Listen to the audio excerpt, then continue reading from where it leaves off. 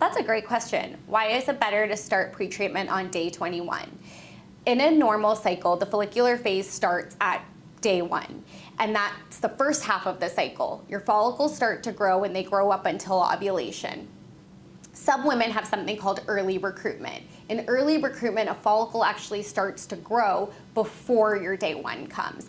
By starting the pre-treatment on day 21 in your mid-luteal phase, we're able to capture the follicles when they're all synchronized and small so that we can eventually grow them together.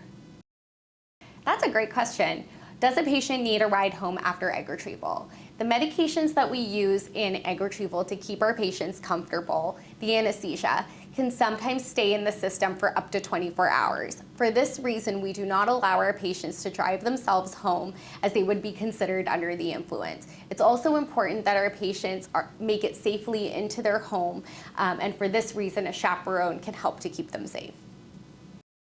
What are the benefits for a patient to do pre-treatment prior to their IVF cycle?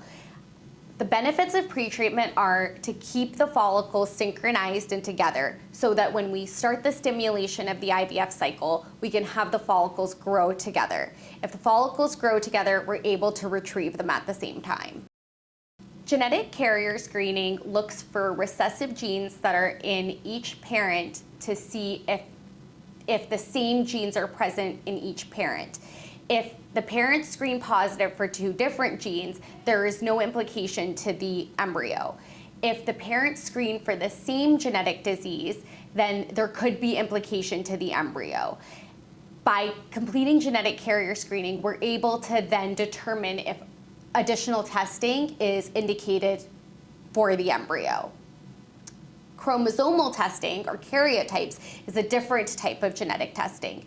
It looks at the chromosomes present in the male partner and in the female partner. If there are chromosomal abnormalities in either partner, we can then test the embryo for those specific chromosomal disorders. Why do you use birth control instead of estradiol as pretreatment? Estrogen can be thought of as the counterpart to FSH. And progesterone can be thought of as the counterpart to LH. When a patient has both elevated LH and elevated FSH, then birth control pills can be the preferred pre-treatment option. When a patient only has elevated FSH, then estrogen pre-treatment would be the choice.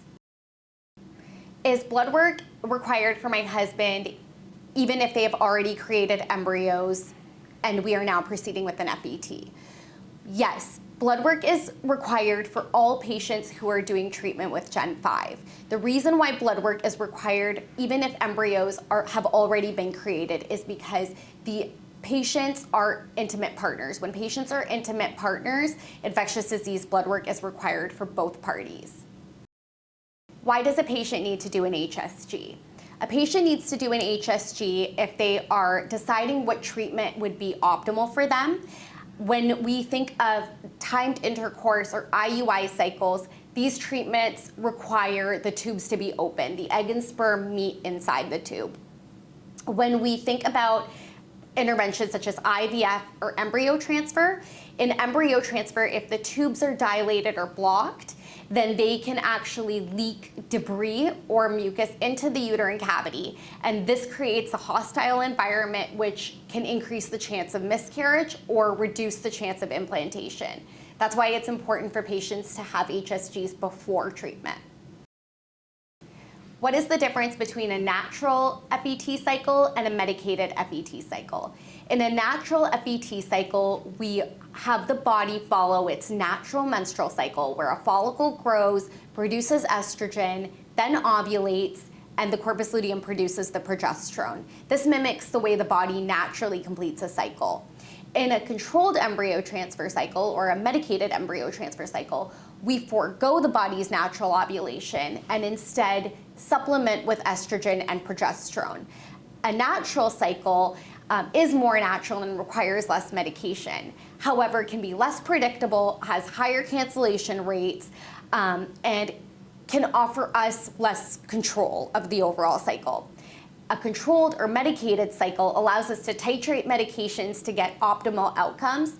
They have less lower cancellation rate, and can also be more predictable. Can a patient swim during an FET cycle or while pregnant? We recommend that our patients do not swim during an FET cycle or while pregnant. The reason is when a person is immersed in a standing body of water, there's a higher chance of infection or exposure to a foreign body. When is it a good time to start looking for an OB after an embryo transfer? It's a good time to start looking for an OB after your heartbeat ultrasound, which is typically done around the 6-week mark.